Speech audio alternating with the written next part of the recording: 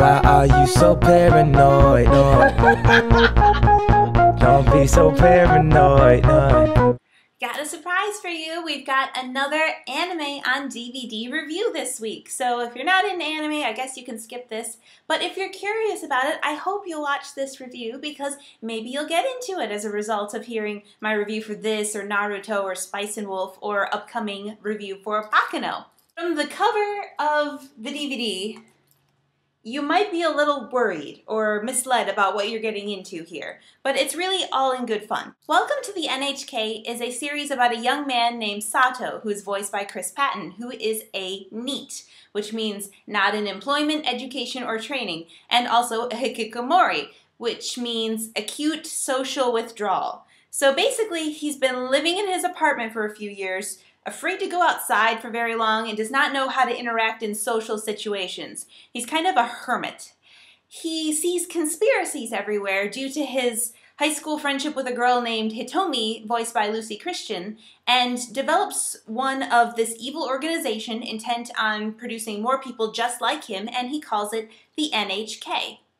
Through Sato's friendship with his next-door neighbor, Yamazaki, who is voiced by the infamous Greg Aris, and a girl who has decided she wants to be his personal savior and rescue him from his condition through instruction, named Misaki, voiced by Stephanie Whittles. The series kind of totes the conspiracy factor being a huge deal, but it's really background to the story going on between Sato and the other people he interacts with and the trials he's put through, trying to rise above his self-preservation instincts to take a chance on other people.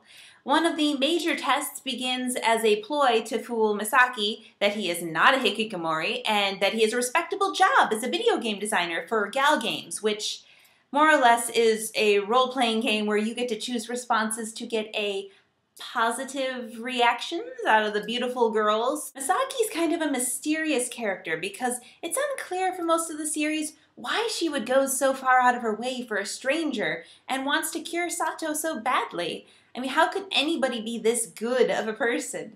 She takes so much crap from him over time to try and fix him, but they kind of have this mutual attraction that, due to both of their personalities, is kind of difficult for either of them to pursue. Sato also has a thing for his old high school senpai, Hitomi, who is very depressed and a paranoid girl who seems to need therapy even more than him, but he sees everything she says as like liquid gold and entertains fantasies of being with her. This is a relationship story, his relationship between like his best friend, one of his romantic interests, an old high school flame, and it's really entertaining when Sato has these panic attacks and difficulty talking to girls, and he's always fighting with Yamazaki. Creating the Gal game is really funny because the most shut-in guy of all time has to figure out how guys and girls might actually talk to each other to make this game, and all of his future starts to depend on his success of actually finishing. This is a very, very funny series with a little bit of serious drama looped in to keep it grounded, and it gives you perspective. For bonus features, as with most animes, they have the textless songs in the trailers. Thank you to listening to this week's anime review. I hope you enjoyed it and that you will check in next time when I will be reviewing Bakano on DVD. Shameless plug! Don't forget to see all of my reviews and videos of me on the Rotten Tomatoes show at hauntedflowerreviews.com.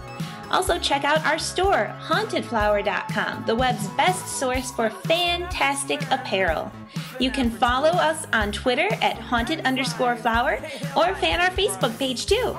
If you're local to the Indianapolis area, visit indiemojo.com for details on how you can win free screening passes. Somebody